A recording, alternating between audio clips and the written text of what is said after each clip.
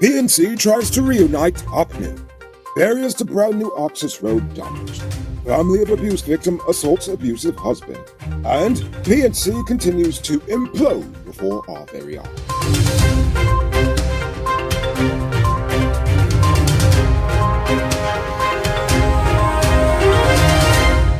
I am Enrico Bulford, and this is Uncut News. Do you see news happening? Send us a tip on WhatsApp at 592-659-6151. The PNC wants to get the old band back together, but Sharma's wife said their party isn't interested, while the WPA wants its demands met first. Mainly, the WPA wants to actually have a decision-making role in the coalition. However, the David Granger-approved membership of the Guyana Nation Builders Party and the Equal Rights and Justice Party has been put on hold. The PNC is nevertheless seeking to meet with all the individual partner parties to discuss a way forward. APNU is made up of the PNCR, Guyana Action Party, and the National Front Alliance. Two parties I promise I've never heard before. This morning, multiple schools in Georgetown reportedly closed their doors over fears of the Rona. They said the move was in response to the current surge in cases, the worst we've had thus far.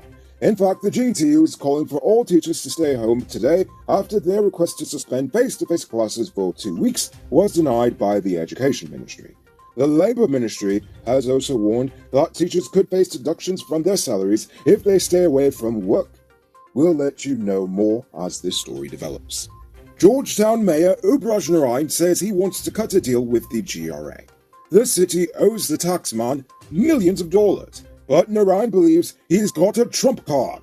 He is asking the GRA to forgive City Hall's multi-million-dollar tax bill in exchange for him looking the other way on the unusual property arrangement the GRA currently has with the Public Works Ministry. According to Narain, the GRA has an agreement with the Public Works Ministry that exempts the entity from paying the city rates and taxes. I don't know how or why, but apparently that's the case. But, seeing as the city's finances are about as tight as a pair of old skinny jeans, Narain wants them to come to an amicable agreement. The devastatingly appropriately named street dweller Nazim Mohammed, also known as Cut Up, was reportedly chopped 45 times according to a post-mortem examination. Mohammed was fatally assaulted by a cutlass-wielding man at the Lenore Market on January 4th. Police are still looking for his killer. Now it's time to tell you about Best Buy's car of the day. Currently on sale is this 2016 Mazda CX-5. It comes with Bluetooth, mag rims, new tires, TV, CD, stereo, LED, fog lamps, electronic parking brake, back camera, side camera, rear spoiler, and much, much more. Buy cash for $6.2 million. I'll pay down as low as $1,240,000 down with around $120,000 monthly for 5 years, and it is yours. Call or WhatsApp 662-0844 for more info. Or visit the showrooms at Lot 171 Peterroche, Queenstown, or Lot 2 Lamar Street, and tell them Nico sent you for this sweet deal. It's only been up a few weeks, and already some jerk in a truck has damaged the entrance to the new bypass road on the eastbound. The Ministry of Public Works said the overhead barriers at the Mucka and farm entrances have been damaged to the point that they are actually leaning. The barriers were put up as use of the road was supposed to be restricted to light trucks and passenger vehicles only. But apparently, someone in a big truck had different plans for the road. Authorities have promised to prosecute the person responsible for the damage, but we'll just have to see how that will end up. You see, this is why we can't have nice things. Early this morning, 57-year-old Special Corporal Dawn Booker died after she fell off a bicycle and was run over by a truck at the Le Penitent Market in Georgetown. The cops say that CCTV footage showed her falling after she passed another cyclist and subsequently being struck by the canter that was passing by. The 26-year-old driver of the truck was arrested and given a breathalyzer test, which he passed. Nevertheless, he is still in police custody. One armed robbery suspect found himself in a crappy situation this weekend as the police caught him while he was hiding in the washroom of his home in Tucson.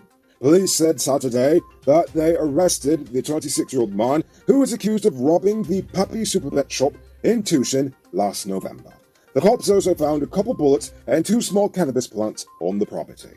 Hey, I'm interrupting this program to let you know that not all truck parts are created equal. Some does work hard without any problems for a long time, while others does make your truck broke down quick and got you running your pockets again. Get genuine high quality parts from Powered Automotive truck spares and engine parts and extend the life of your repair. They're the authorized dealer in Guyana for Hammer USA products like brake valves, clutch discs, universal bearings, and others.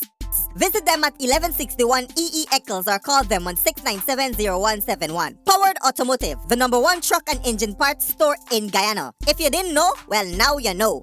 Linden resident and alleged abusive husband Anthony Luke remains in a critical condition at the Georgetown Public Hospital almost 1 week after he was severely beaten by his wife's relatives and other nearby neighbors. On January 4th, Luke reportedly fractured his wife's skull and her arm after he beat her with a piece of wood. She was hospitalized from the beating. The cops said Luke tried to escape, but he was caught and then severely beaten before he was handed over to the police. However, things are even more convoluted in this situation, as Luke's family claims that he too is an abuse victim, and that she is often the one who hits him first, thus triggering the back and forth violence. Either way, both of them are in the hospital, and the families are not in police custody. It's now time for today's Runner Report. Today, the nation recorded 438 new cases. There are now 1,070 persons dead, 8 in the ICU, 6,006 in home isolation, and the total number of confirmed cases around the nation now stands at 45,340.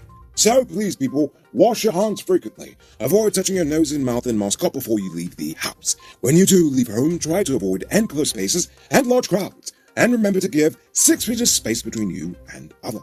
And now for our vaccine update. So far, 414,235, or 80.3% of adults, have had their first dose. And 300,181, or 58.5%, have had both. As for the teens, 31,073, or 42.6%, have had their first shot, and 22,080, or 30.3%, are fully vaccinated. Take a look at this beauty being constructed in a gated community called Richmondville, in Guyana. It features 4 bedrooms, 1 pool, and 7,000 square feet of living space along with modern amenities. Contact Sheriff Construction on 592-618-5702. And now for our stupid news of the day. You know what I think is stupid? The rapidly sinking ship that is the PNCR. An organization is only as good as its leaders, and from the look of it, this organization is imploding before our very eyes. The past several months have been like watching a slow-motion train wreck that just keeps getting worse by the minute. The party is fractured. They've lost the respect of their coalition partners. Multiple high-level members are currently before the courts for a range of offenses. They've lost most of their effective leadership, and some people claim that the only reason Norton won their internal election was just to spite Harman. And of course, Harman is just... Harman. And speaking of people that make me go, by a countervote, Gary Bess is technically one of the most popular leaders of the PNC, which is terrible.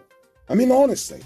The accusations of fearing a racial genocide at the hands of the PPP start to feel kinda hollow when you publicly endorse a man who got away with claiming the life of another Afro-Guyanese on a legal technicality. Now, I'm sure Jude Bentley was a role model to many Guyanese irrespective of ethnicity. I could go on, but what I'm trying to say is that Guyana apparently needs a new opposition party to represent the public's interest and to keep the government in line, because the current one is about as effective as a wet match in a rainstorm. And if you ask me, settling for that is pretty stupid. Moving on to our Uncut News Views Poll question of the day. Every day we pose a question about current events in Guyana, the region, the diaspora, and how you feel it relates to us. So, you give your responses, and we'll read the best ones in the following episode. Friday's question was about the oil money, and how do we ensure transparency? Adrian Drummond said, simple, make all expenditure and allocations online. That way we in the world can see what has been allocated to the different projects. Guyana should not be a cake shop that sells pillory. Oh, I like that one. You're exactly right. Joshua Jagmahan says, when government workers start getting more benefits, then we'll know the oil money was properly spent. Indeed, I agree. And finally, Lush says, educate ourselves on Guyana's oil and gas sector, and frame rational expectations on how the oil money will be allocated, and position ourselves to be the beneficiaries. Too many of us are expecting handouts from the sector. You can't blame us either, because that's the rhetoric most politicians have been peddling. Indeed! And if we continue to do so, we'll miss out the chance to benefit from the surge in wealth in the nation. If anyone can name a single country where oil money was just handed out to citizens of any nation, I'll reconsider my statement. I believe Sweden, and Alaska does too. But anyway, I see where you're going with this. Till then, get educated, folks. Become employable in the sector. Start a business that can benefit from potential business subsidies, and or join an association to keep our government and institutions transparent and accountable. Because if we sit around waiting for handouts, we are only waiting around for disappointment. Lovely. I couldn't have said it better myself. Before we get to tonight's question, you can multiply your cash by selling digital top-up. This is a legit way you can earn some extra money at your business or to supplement your current hustle. Become a top-up vendor quick and easy through Cellular Plus. Call them on 685-3109 for more info. Now for tonight's question. Now that we are in the second week of schools reopening, I want to know if your opinion has changed. Do you agree with the decision to reopen the schools? Why or why not? Think about that question and tell us in the comments below. If your response is good enough, we just might feature it in our next episode. Anyway, that's all the time we have for tonight, and check us out tomorrow for another. Until then, I'm Rico Bulford saying good night, folks. Hey, Uncut News viewers, thanks for watching. You can subscribe by clicking on this button over here, or click over there for more news. You can also drop a comment to let me know if you've made it to the end of the video. Goodbye for now.